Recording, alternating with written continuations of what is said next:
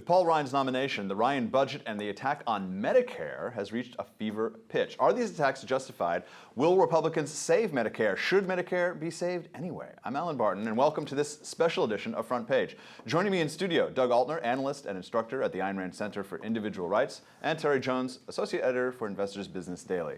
Let's start off the discussion by seeing what President Obama had to say about the Medicare issue. My plan's already extended Medicare by nearly a decade. Their plan ends Medicare as we know it. My plan reduces the cost of Medicare by cracking down on fraud and waste and subsidies to insurance companies. Their plan makes seniors pay more so they can give another tax cut to millionaires and billionaires. That's the difference between our plans on Medicare. That's an example of the choice in this election, and that is why I'm running for a second term as President of the United States of America. The millionaires and billionaires that are out there are just nefarious. They're just they're just evil people out there. Millionaires and billionaires. Terry, can you shed some light on what this, there's what he says about his plan, then there's the actual plan, and then there's what the Republicans say, and then there's our actual plan. Yeah. Can we talk about the actual plans as much as we know in terms of what they do about Medicare? Sure. Yeah, if you rewind this and go back to what he said, you will find that virtually every word he said there was false, was not true at all, not even in any remote sense of the word. The only way they control costs under their Medicare plan is by having these for lack of a better word, death panels, these groups of 12 who will decide. Unelected people, unaccountable people who will be able to determine what things get covered and what things don't. But even worse is Obama takes $716 billion from Medicare, gives it to Obamacare, and then pretends that's not a cut in what he's doing. Well, isn't he saying that Obamacare is now providing some of that service to seniors, and so it's really just a transfer to a new system? That's what they're arguing. Of course, no self-respecting senior wants to live under Obamacare, so it's one of the reasons why they've suddenly cottoned to both Paul Ryan and Mitt Romney.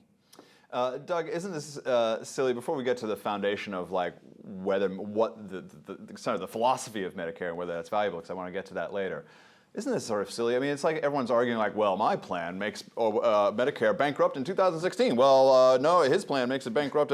Everyone's arguing about how long they keep it going before it runs utterly and completely bankrupt and broke. And you just feel like the context should be, it's going broke. It's in 2016, in 2018, 2024. It's going broke. No one's talking about that.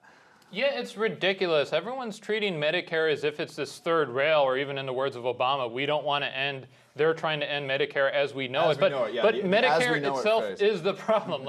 It's got probably a $40 trillion unfunded liability right now, and you can't cut it out by eliminating fraud and waste. Fraud and waste doesn't add up to $40 trillion. How about millionaires and billionaires? Come on, millionaires and billionaires. That's not going to do it. Because he said fraud, waste, and millionaires and billionaires. Yeah, they can save it. We'll just take some of their assets and they'll cover the. Come on, you're not thinking. Yeah, that's not going to do it either. This needs to be a radical transformation, and I think the only proper solution is to get the government out of healthcare entirely, which would include eventually phasing out of Medicare. All right, Paul Ryan has been trying to clarify the issue for voters, espousing his campaign's view of Medicare. Let's take a look.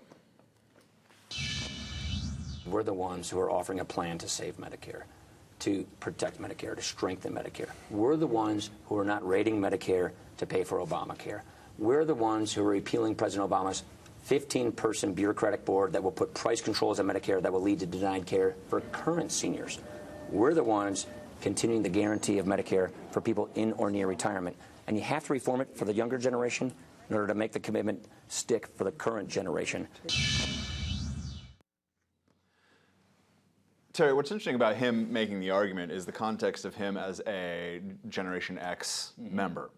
Because I think he's 2 years younger than I am, and I have pretty much zero faith that I'm going to see any money from Social Security or Medicare. Not that I consider it a viable or philosophically, I'm not into that anyway. But I certainly, on a pragmatic level, I don't think I'm seeing a penny. I don't think I'm seeing any of it. Yeah. And so is there something interesting about him from that generation and being a well thought of, a thoughtful, smart guy, talking to seniors? Do you think the argument can finally be made that says, hey, we need to do something here for my generation and your generation, and that communication from generation to one to another, it lends some value to him making the argument. I think that's exactly correct, because look, we've been looking at this now for 10 or 20 years as an intergenerational war. Young people have no faith whatsoever in either Social Security or in Medicare. They more of them believe in UFOs than believe they'll get any money from either of those programs. And he's saying, look, we can preserve some remnant of this and give you something that you paid into it, and keep it at least a functioning part of our government. And still keep our promises to the older generation. And the older generation, as we've seen in Paul Ryan's appearances at different elderly homes and hospitals and things, has gotten a really rousing because I think they're ready to hear the conversation, and he presents himself so well, and I think that intergenerational thing, I think a lot of those people have children Paul Ryan's age, and so when he talks about it, it makes them care about that generation because they have children of that age. They don't want. It's a very interesting dynamic that I don't think the Democrats anticipated. He's tapped into a key concern, and a lot of older people will talk about that. They say, I don't want to saddle my grandchildren with this, and he's finally giving them a way out. And do you think, Doug, getting to sort of the philosophical basis, that this then opens up what is the role of government? What are we doing providing health care for everyone over age X, Y, Z anyway, because simply it's not necessarily morally or ethically right to saddle this generation with having to pay. And of course the demographics alter. When they made this thing in 1964, it was all topsy-turvy in the other way. Now you have vastly fewer younger people paying for a vastly older generation. Do you think it opens up the argument you would want to make? Like, should this thing exist, and how do we handle this?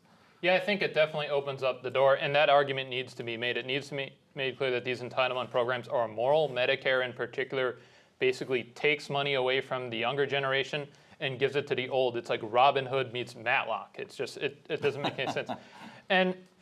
But the larger issue is we need to get the government out of healthcare. I think Medicare is a significant part of it. We have to phase it out, but we need to free the health insurance industry. People should be free to buy out-of-state health insurance. There shouldn't be all these mandates on health insurance that forces someone to have to pay for in vitro fertilization, even if you're a single male. Or so we need to get rid of the tax incentives that crowd out the individual-based insurance industry and basically make everyone tied to their employer, where you really don't have many options once you're elderly because you're no longer working. So we need to get the government out of healthcare completely, which would include, phasing out Medicare.